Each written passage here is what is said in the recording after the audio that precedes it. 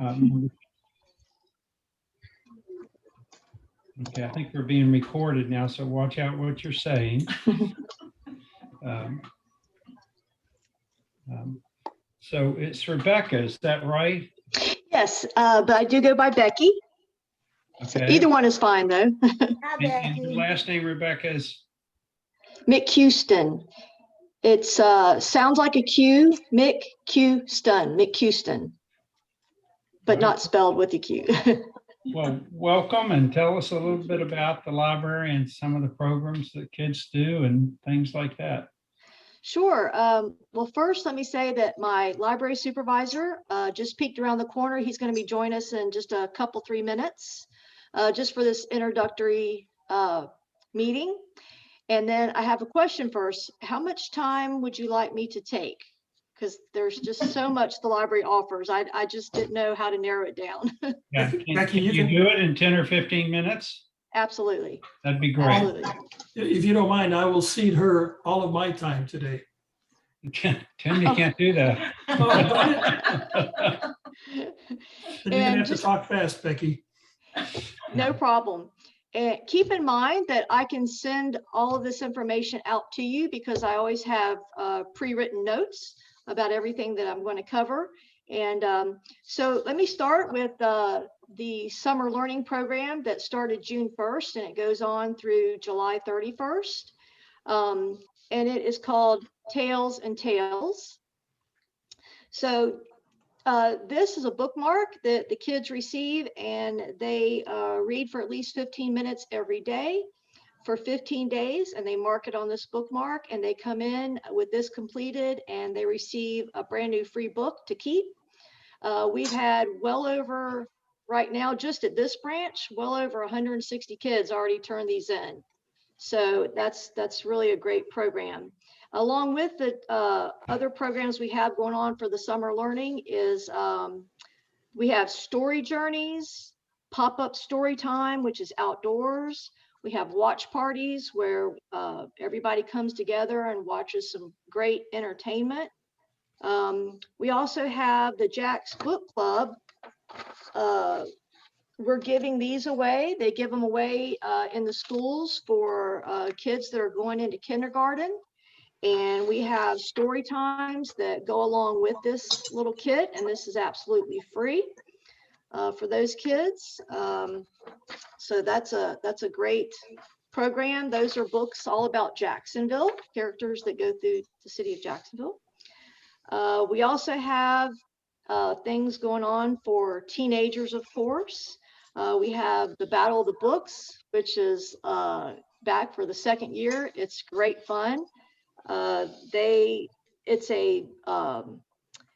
It is an exciting book-based competition where they play from home using Kahoot. The Kahoot program is a fun program where they can compete, and they read great books, answer fun trivia, and they vote online for out of the 8 books, which one will be the best book. We also have Library Academy. We have that normally anyway. You can sign up for that and get newsletters to get really easy to use programs that you can use wherever you are. And the programs with Library Academy that we have going on for the summer, they start with a great book. They include tons of enriching activities that coincide with the virtual library program. And they really are well designed to encourage reading, motivation, and build literacy skills. We also have Animal Advocates. That is an Animal Advocate mini camp, and it helps teens explore ways to help animals lead healthy, happy, cruel-free lives. And they get a lot of cool tips and a talk with other teens. Different topics would include responsible pet ownership, protecting animal habitats, plant-based diets, and finding cruelty-free hygiene products. So that's great. All that's for teens. And then we have Library U, and we have that normally anyway. That is a collection of classes and events that are free to every library card holder. You can choose newsletters to receive in your email about different topics, summer reading, writer's lab, lit chat, which is actually chats with real authors, book clubs, job and career guidance, small businesses, GED, English for speakers of other languages, just so much rich stuff there at Library U. We have an awesome digital library all the time. We have LinkedIn Learning. You might be familiar with that. You can learn relevant professional skills on LinkedIn Learning with lynda.com content. And it's just, again, it's free with the library card.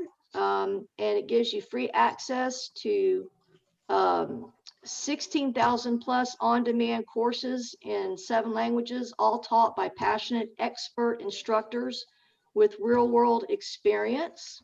And I've used it myself. It's like being in a classroom for whatever that skill you're trying to learn. Of course, we have Canopy, Hoopla, and Overdrive, which has ebooks and movies.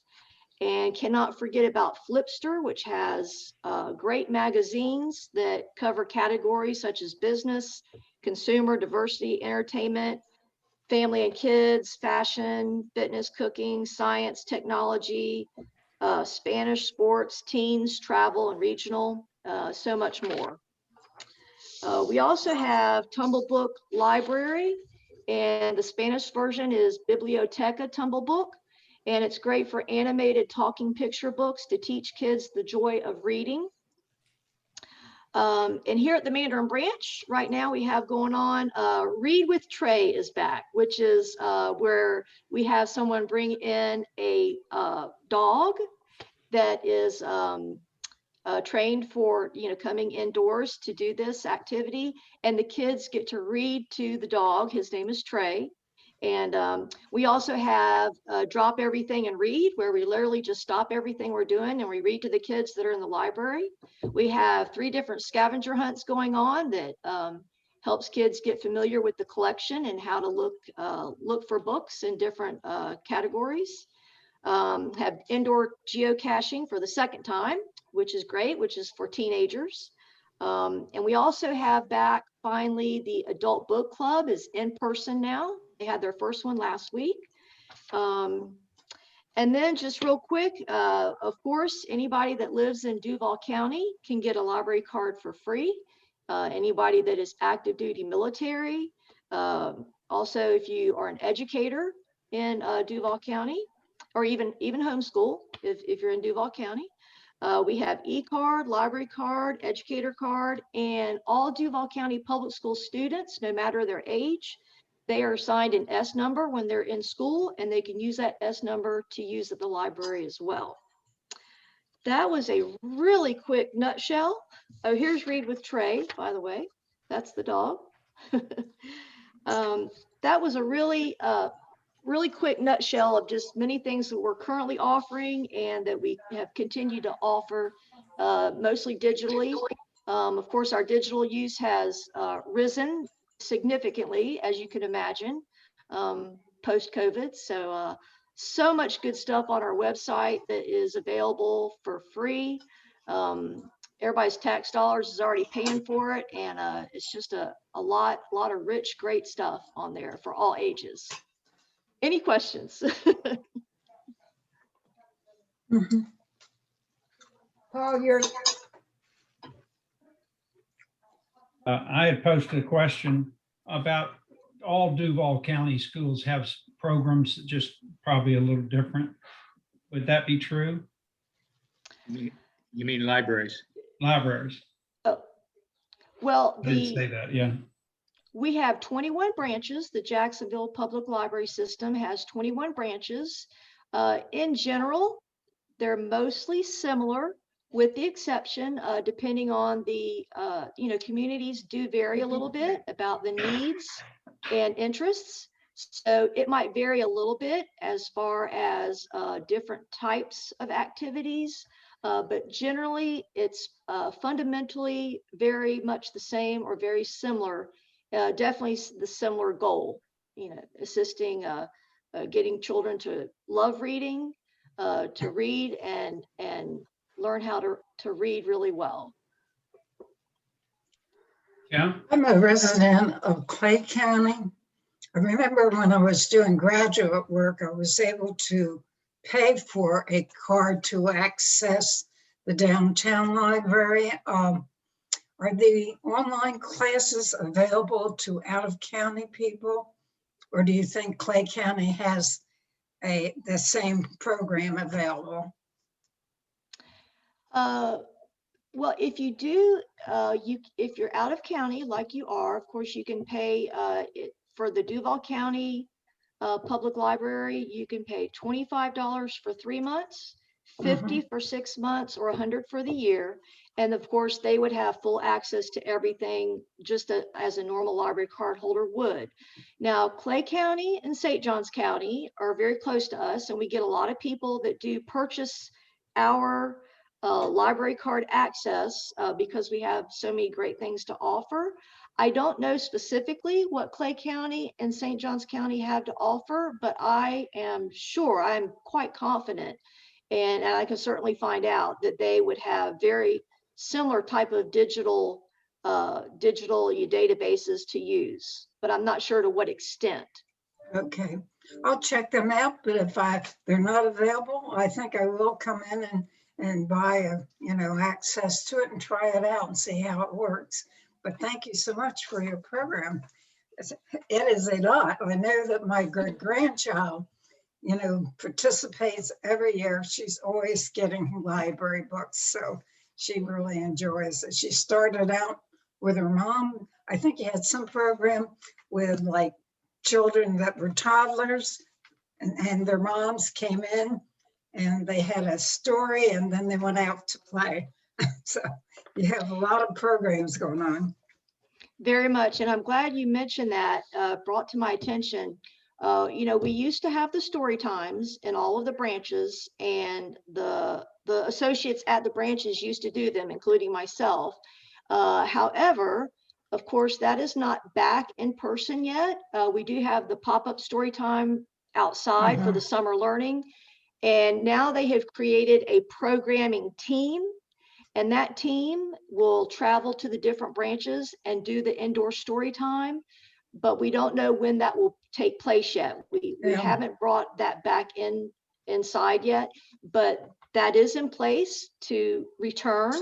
It's just going to be with a specific programming team, not the library associates at the library. Yeah. So, Well, the grandchild that I was talking about is now going to be 8, so she can walk herself into it. She usually comes with her father or mother, but at any rate, she enjoyed that when she was a little toddler, so did her mother. So I'm sure that a lot of mothers are anxious for that program to return. oh, most definitely. We've already had so many inquiries. They really do miss it. And we had here at Mandarin and South Mandarin had so many great people that did the story time, and they absolutely loved it because it's very interactive. It's not plain or ordinary by any stretch of the imagination. It's fantastic. Yeah. well, thank you, Becky. I Yes. know Will just came on. He had an appointment that he knew would run over, but it's good to have him. Tim, did you have a question before we leave Becky? Yes, it may have been answered, but I'm new to this area. I'm new to Florida. Is there a separate Jacksonville library and a Duval County library, or are they combined, or what's the situation? That's a very good question. Jacksonville Public Library is the library for the entire city. So the city of Jacksonville is Jacksonville Public Library, and the 21 branches that you see throughout the city, it's all the same Jacksonville Public Library system. And Duval County is Jacksonville. Yes. Yeah, it's a consolidated government, Tim. Consolidated. We don't have a Correct. separate city and county. Correct. It's like Indianapolis. I don't know. Are they consolidated? Yes, Marion County is Indianapolis and vice Yeah. versa now. Okay. And if I could share just really quickly, please let me know if there's anything in any way that I can assist. If there's an in-person outreach that, maybe you have a group of kids or an organization that you're focused on, and I could come and present and help in some way that the library can assist, we can definitely do that. I am allowed to go back out in person now. So anything that I can help in that way to go to different kids that's really why- gatherings, That's really please why let me we're know. so excited to have you aboard as a member, because you'll see opportunities. We have key clubs in the high schools, and those are older kids, but they would be a great source for a program from the library. And I think Will will be working closely with you, and we thank you for having the foresight to become a member of our club, and let's see how this can work for the benefit of the kids. So that is great. Absolutely. And we do have rooms here that we can reserve if it is a gathering that you want at the library.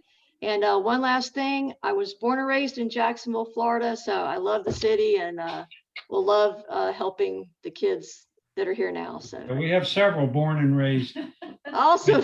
people here. Not me. Not many of us native Not Floridians all. left. Yeah. Yeah, I was thinking Thank you. there'd be an opportunity in there somewhere between us and the key clubs that we support. And the key clubs need, they need their hours, they need their service hours, and they might have a project that they might like to work with you all at the library to assist you, or vice versa. And maybe a connection in there somewhere between the three types of organizations. And in Mandarin, we have Christchurch Academy. So that's not too far from where you are, but they're our key club. And Yeah. what's the name of that academy? I'm sorry. Christchurch Academy on St. Augustine Road. Very good. We're Very close. blessed, Becky, to have our division counselor. Sure, I'm not sure I'm getting the names right, Paula. She's a member of our club, so she is over all the clubs of our division, that we could reach into if we needed Right. to. So it's good to Right. have you in our club, and Paula, it's good to have Paula here too. Thank you. So we're going to keep moving here in our meeting today. Tim Swan was elected last month, I guess. Yeah, I think it was last month. And he was elected as our president-elect for next year. And he has a great depth in Kiwanis, and he's a new member. And we're just looking forward to hearing more about Tim, and let him tell us a little history and share with us a little bit about him as a person. Thank you, Tim, for agreeing to do that on short notice. You're welcome. Am I on now? Yeah. And we've got Mark on too. Maybe real quick, we'll say welcome. Hi, All right. I'm sorry I had to come in a few moments late. I am so sorry. I was in another meeting, but anyway, Becky can catch me up, and I won't take any time now. Just I am very excited to be here, and we look forward to working with you all and hearing what you have to say. So thank you so much. Thank you. Well, thank you for your openness and vision of having a member in Kiwanis to help. And we've already discussed how many ways that can be beneficial for both us in our programming and you as well in your programming. So thank you for taking the time to be with us, and stay as long as you want. We're moving on to Tim Swan as our president-elect next year, and then he'll be president the following year. So Tim, take it away. Thank you very much. My story starts in 1906. I don't, but the story does. You're that, oh, 1906, United States Steel came to the southern tip of Lake Michigan and built its steel mill in Gary, Indiana. In the 1930s, both of my grandfathers brought their young wives to Gary, Indiana to work in the steel mills. And that's where I came from. Born and raised in Gary, Indiana, right next to Chicago. And until last year, I've never been very far from it. Went to college at Notre Dame in South Bend, Indiana, stayed there for law school.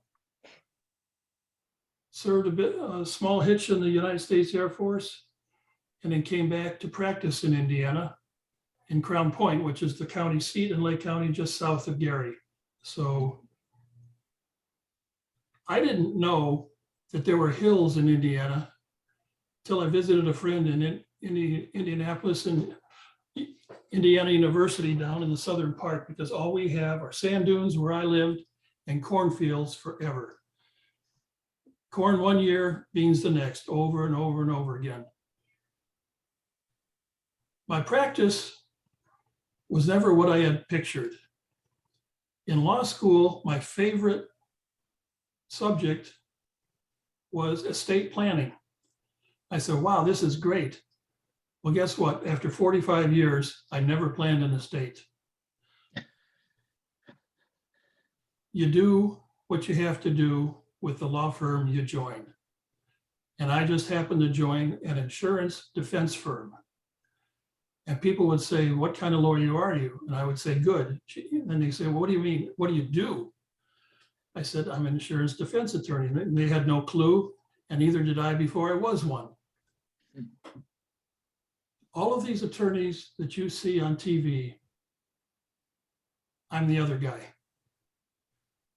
All they talk about is how insurance companies are big, they're bad, and don't believe a word they say, and cross the street if you see them coming. Well, I just happened to represent an awful lot of insurance companies during my career. And if there were not two sides, there would not be lawsuits, and they would not be making their commercials. My job was to see that if a person was injured and it was the fault of the defendant, that they got what they deserved, just like they say on TV, except that our idea of what they deserved was a little bit different from what they wanted. I had a problem, and it's not a good problem when you're a defense lawyer in a personal injury case where all you do is negotiate, and if you cannot negotiate, then you try the case. My problem was negotiation. I am probably the world's worst negotiator in the entire world. And quickly, lawsuit. Accident happens, an attorney finds an injured person, or the injured person finds the attorney, depending on how these things work out. And there's a claim made to the insurance company, ordinarily of the other driver. And I say driver because I would say at least 70% of lawsuits involve automobiles and trucks and traffic, because that's where all the accidents happen and that's where people are injured. So a claim is made against the other driver's insurance. The insurance company's job is to gather the information, evaluate the case to see how much it is worth, and then to settle the case.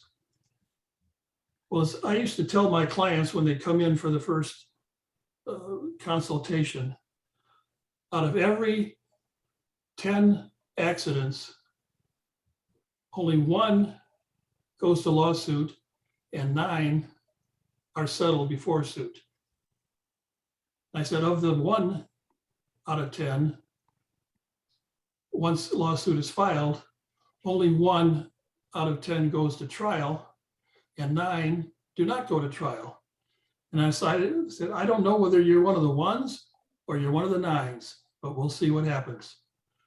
So the trials are about 1%, 10% at the most of accidents and claims and things like that.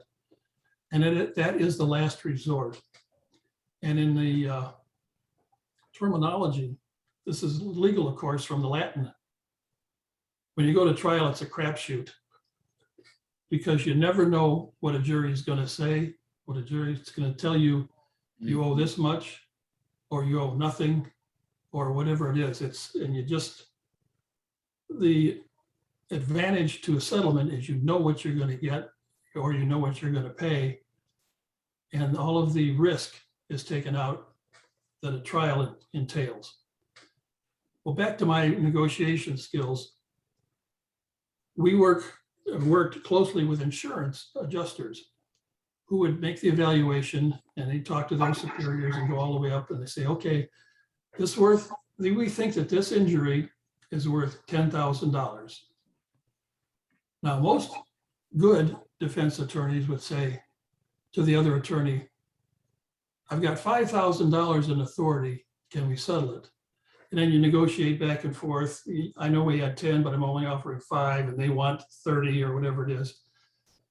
I was never good at that. If they gave me $10,000 in authority, I said, I have $10,000 in authority. Well, since I didn't play the game as normal people did, the other attorneys kept waiting and waiting for my next offer. But there was no next offer because I was already at the ceiling. And at least 4 times, I got in the courtroom on the first day of trial, and the opposing attorney didn't have any money. And because of that, I tried an awful lot of cases because I couldn't negotiate. The advantage of being an attorney, an insurance attorney, is any type of insurance that a person has when they're sued brings them to defend. I told my client came in to first see me. I said, for years and years and years, you paid an awful lot of premiums, an awful lot of money for your insurance. You're finally getting something worthwhile. And they said, are you worth it? I said, absolutely. So they were worried. I see all these lawsuits on TV. I see all these large awards coming out of juries. Am I going to lose my house? Am I going to lose my car? Am I going to lose my firstborn? And I say, you have this much insurance. You probably should have more, but you asked him for it. You paid for it. We'll see what happens, and we'll try to keep it under. So there's an awful lot of turmoil, a lot of consternation when you're being sued and you don't know for how much. In Indiana, the law says that you cannot ask for a specific amount. You see on TV, they're suing for $10 million, or they're suing for $100,000.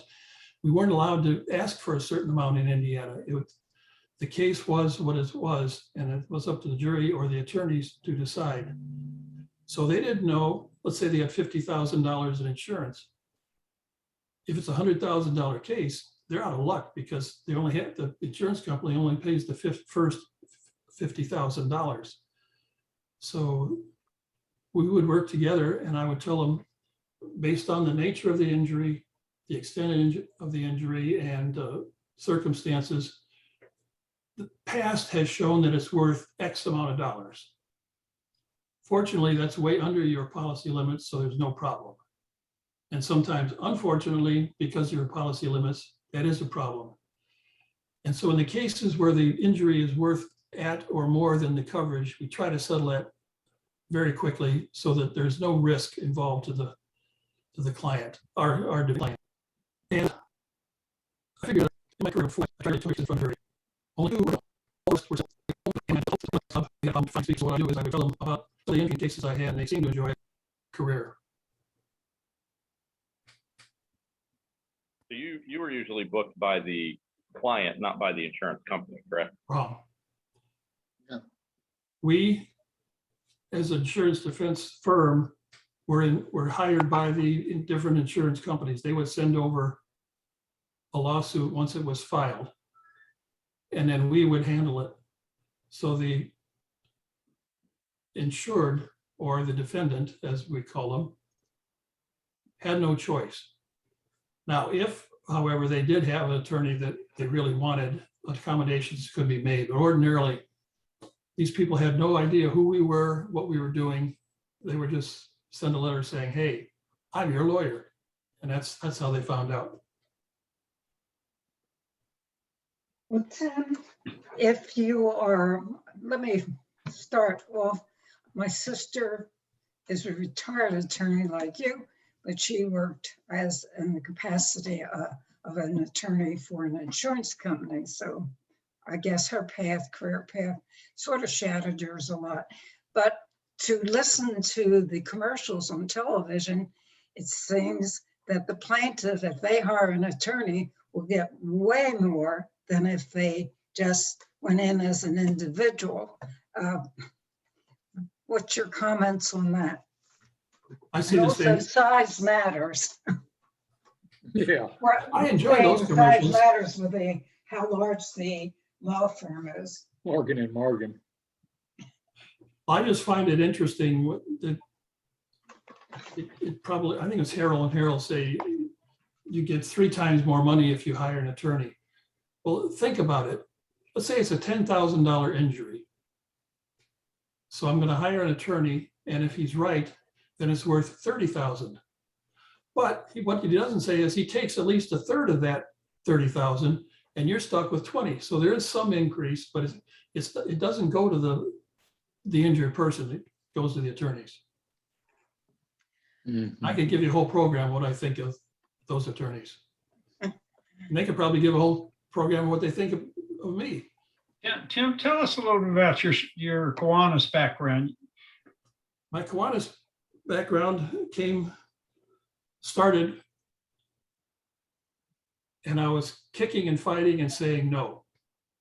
There was a friend of my dad who kept saying, Tim, you got to come and to a Kiwanis meeting and see what we do. And I said, when do you meet? He said, every Thursday morning at 7:30. I said, Ed, we sat in the back of the table. There were about 30 or 40 in the attendance when I joined.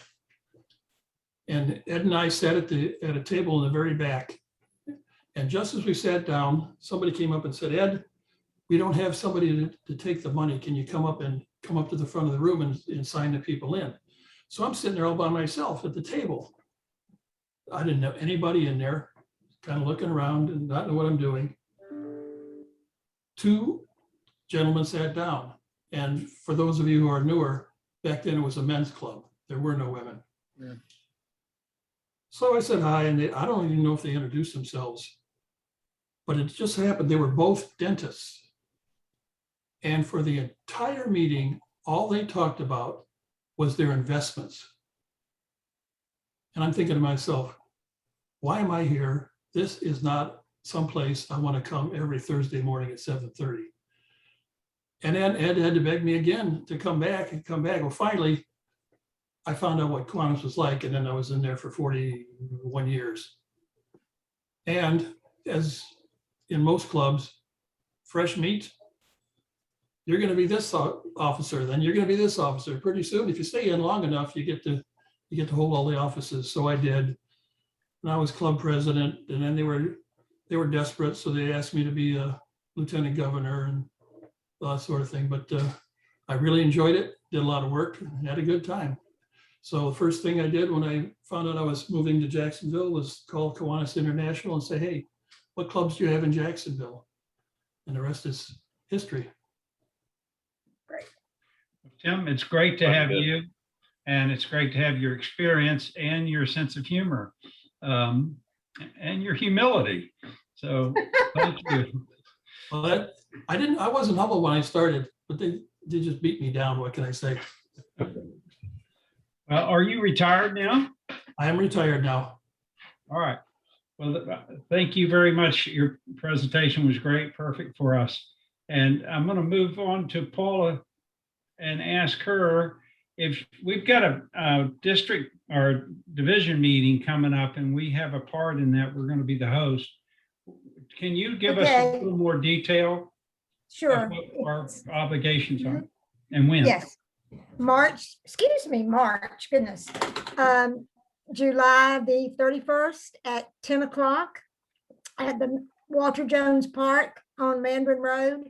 There's I right now have the newsletter is ready, and I'm going to shoot it out just in a few minutes after this meeting is over to the presidents and secretaries of all the clubs. And I'm asking you all to forward that to all of your members.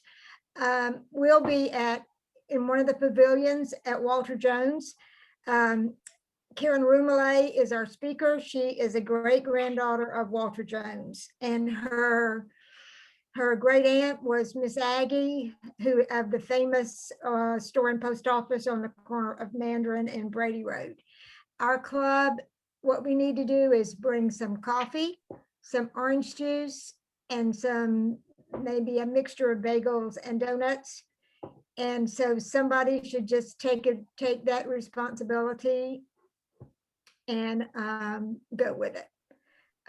It's just always, and then we'll have somebody from our club do the Pledge of Allegiance, and someone from our club will pray. Well, and that'll be on a Saturday at 10 o'clock, coming up on the 35th, about 2 weeks from now. 2 weeks from this coming Saturday. Would everybody be in agreement to make that our in-person first of the month, which would be end of the month meeting in lieu of our regular meeting? Can we do that, Will? Because it'd be our club. So I'm telling them though, they can, if they'll bring 4 people, they can count it as an interclub. Yeah. Right. But yes, as far as I'm concerned, that could be. Now, we've already asked Ally for the third, Will. Can we change Ally? That's right, because we've got the foundation presentation, right? Yeah. Mm-hmm. Yeah. And But she's I'm gonna. I think we need, Let me throw something in. We have to, Ally probably has to go on the 4th to Boca because the foundation has a golf tournament, and the state convention is the 5th through the 8th. So I bet you Ally will not be at all upset about doing it out of Just put her off to the middle of the month or the first of the Well, following. Oh, that could be part at of our that point, meeting. first of the following month. I don't know why, if Ally can make it to this meeting on the 31st. She's gonna make a presentation to our club, and there's something in it for every member of our club. So, I'll ask her and ask her if she could do that. as a part of It our would be- club meeting as a part of, on the 31st. Yeah, And that Yeah. would bode well for the foundation. yeah, she could talk about the foundation, so. Okay. Yeah, I think that'd be good for everybody. Okay. Right. Can I Paul? just ask one more question? Pete, how many new members have we gotten in our club this year? Well, we dropped back to 9 right before the end of Kiwanis year. Becky starts October 1 and goes through goes through September 30. September. And so we talk about next year, we're talking about October 1st. Okay. So but I'm as of wanting to October know 1st, we had today. 9, and we have 12, plus Becky makes 13.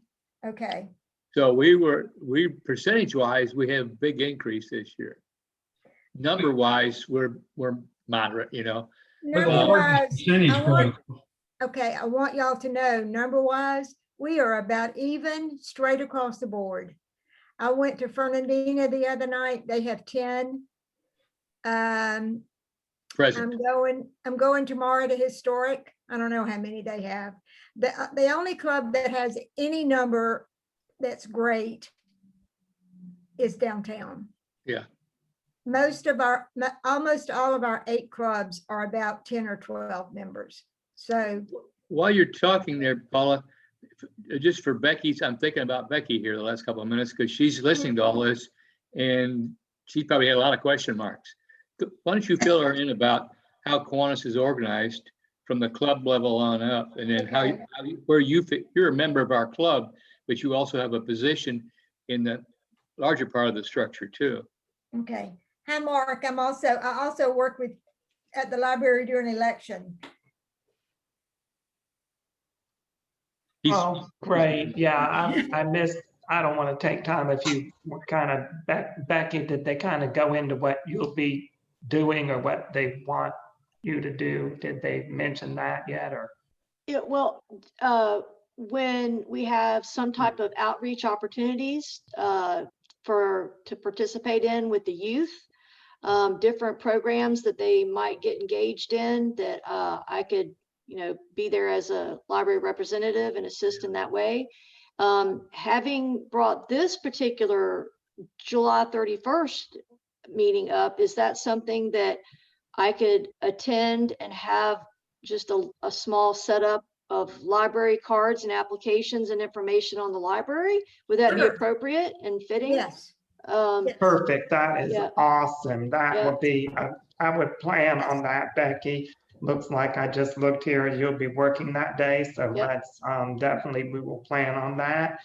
And that I think would be a great I really appreciate it. Would be awesome if we could do that. So that would be really great. About just real quick question about how many people do you expect to attend this event on the 31st? Maybe 20, that would be pushing it. But Mark, I'll know more in a couple weeks, although we won't do an RSVP. But I want to make sure that we're gonna, I'll be asking, so we'll have enough to feed people. And then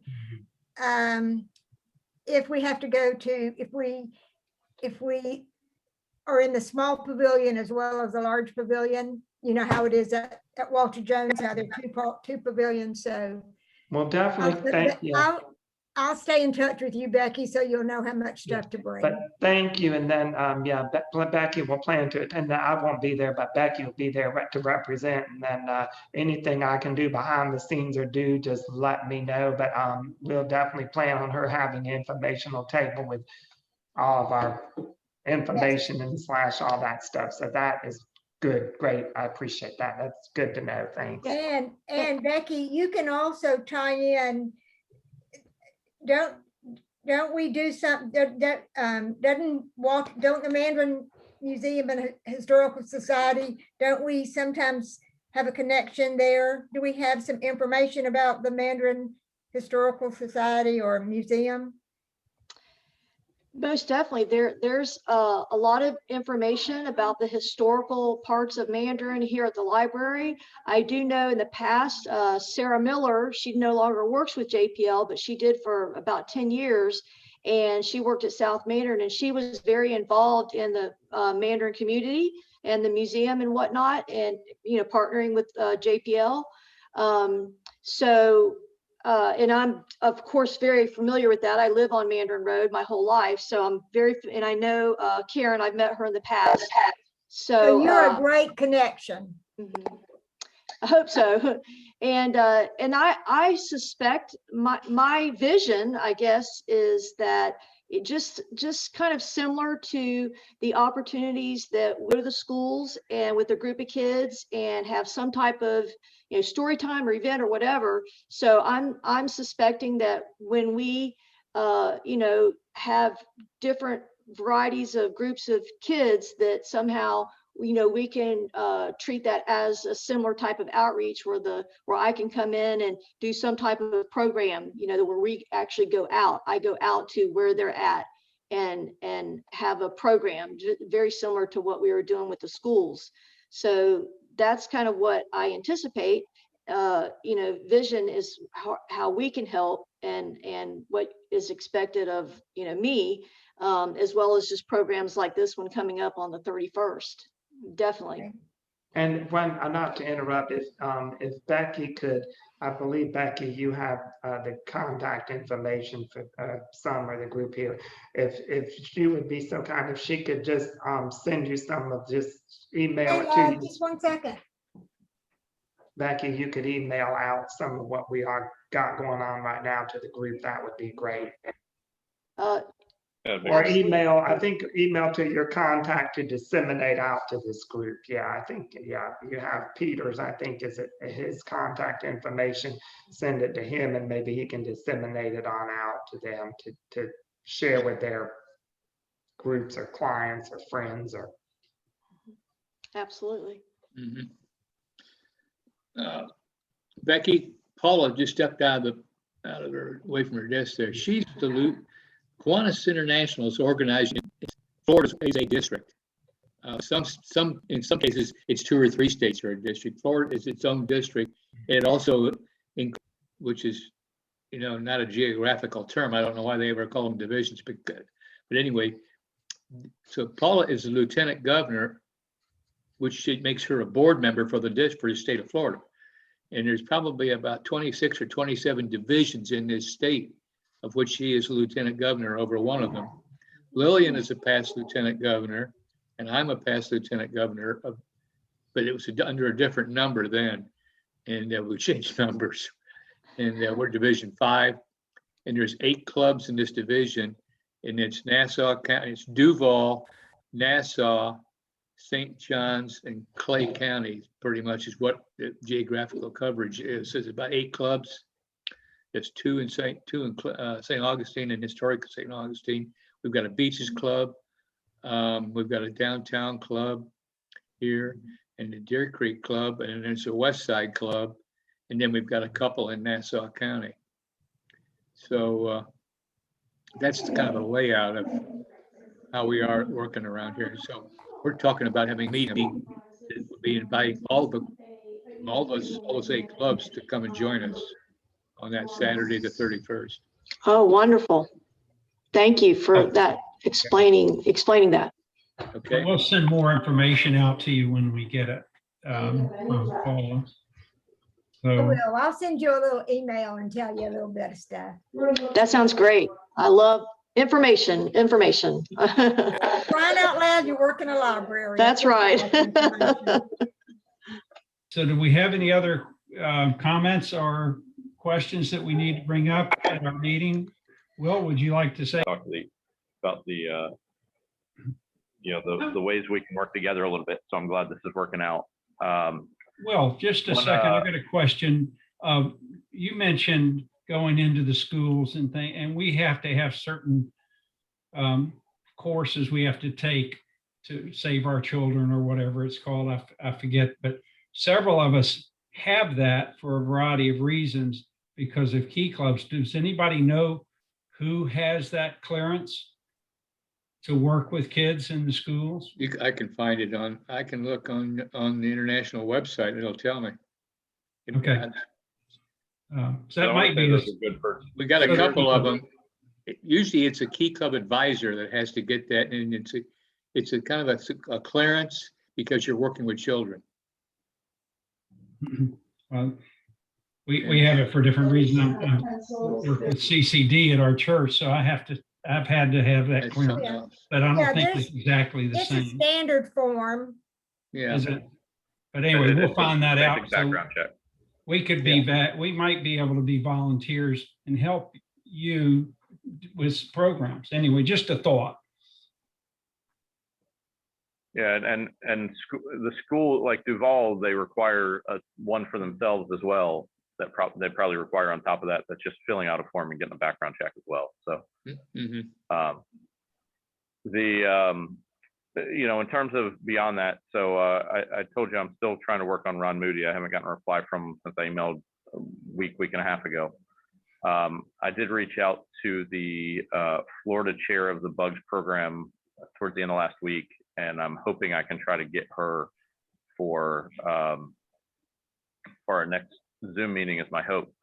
So the Bugs program is a program that Kiwanis does that's called Bring Up Grades. And it's basically sponsoring a classroom to try to get them to motivate each other and create positive learning habits so they can bring their grades up and they get some small rewards for doing that. So I'm hoping to nail, and I can't read yet from getting my eyes dilated. So I'd tell you her name, but I can't read it. But I'm hoping to hear back from her on her availability for the next session and have her talk to us during the Zoom session. And so you heard that we're going to meet our in-person meeting on the 31st on Saturday, and we'll be canceling that meeting on the 3rd. On the 3rd, yep. Yeah, so we'll do the Zoom meeting on the middle of whatever the August. date was that I emailed out Day is. the other day. Yeah. August the 3rd. Will, footnote on what you were just talking about, bring up grades. I think Arlington Club, if you'll check with them, Arlington Club it was big in it. I'm not sure about downtown, but I'm pretty sure. Downtown is also big. Yeah, that Bring Up Grades program. They love it. And Will, on the state level, there's a person that's in charge of for the whole state. So that's who I reached out to. Yeah. That's what from that state orientation, I got her info. Okay. So Well, we I have no called her meeting. in the car last week, but Okay. So we have no meeting on the 3rd of August. We'll have our next meeting on the 18th as a Zoom of August. do we do we want to wait to hear back from Ally before we 100% cancel the third? Yeah. Yes. No, knowing that that probably will happen, but let's.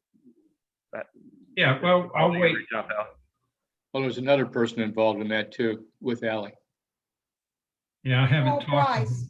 Carl Price. So we have to, Okay, I'm taking care of that. I'll email them as soon as we get off the phone. Great, thank Okay. you, Paula. You're welcome. All right, so we have no further comments. Do I hear a motion to adjourn? so moved.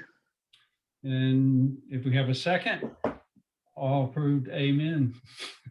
Okay, we're done. Thank you very much for Thank coming. you. Thank you. It Mark, was thank nice you. to Thanks, meet you, everyone. Becky, and Nice happy meeting to you. have you with us, Mark. Thank Tim, you. I Thank you. enjoyed your Yeah, program. thanks for joining us. Thanks, Will. Thanks, everybody. Thank you, guys. Thanks, Becky. Thanks, Mark. All right, see you on the 31st. And See we'll ya. have notes.